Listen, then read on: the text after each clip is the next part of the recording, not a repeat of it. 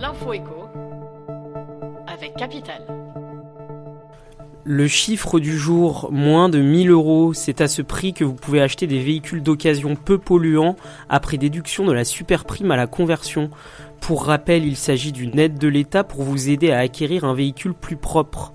Ainsi, nous en avons trouvé certains, tous de moins de 10 ans et entre 70 000 et 120 000 km au compteur.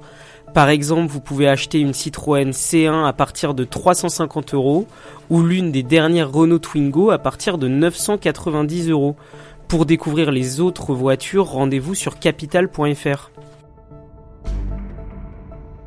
Le coup de gueule du jour est poussé par les gilets jaunes appelés à manifester aujourd'hui pour protester contre la hausse des prix du carburant. Mais cette grogne se justifie-t-elle dans tous les cas ? Pas sûr. Capital a calculé la perte de pouvoir d'achat causée par la hausse des prix du carburant, ainsi que celle des prix du tabac, dont la fiscalité a aussi explosé depuis l'arrivée au pouvoir d'Emmanuel Macron.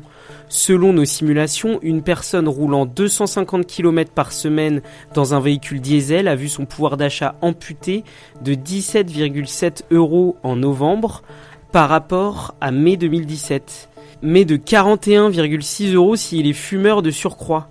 Découvrez sur capital.fr l'évolution de votre pouvoir d'achat à travers 12 profils types de consommateurs. L'info pratique Capital, excès de vitesse, feu rouge grillé. Pour éviter le retrait de points sur les permis de conduire de leurs clients, certains avocats se sont spécialisés dans le droit routier. Parmi eux, Nicolas Ferté, que nous avons interrogé.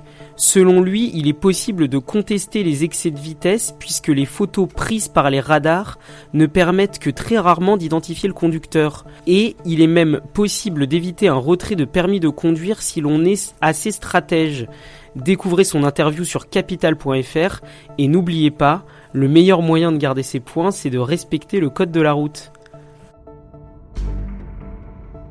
Et on termine avec un amendement d'un député LREM. Un parlementaire propose de sanctionner davantage les squatteurs d'immeubles en leur infligeant une amende de 300 €. Une loi existe déjà en la matière, mais oblige les victimes à porter plainte pour engager des poursuites. Cette réforme pourrait donc faciliter la tâche des forces de l'ordre et soulager les riverains. L'amendement sera voté lundi à l'Assemblée. C'était l'info éco avec Capital.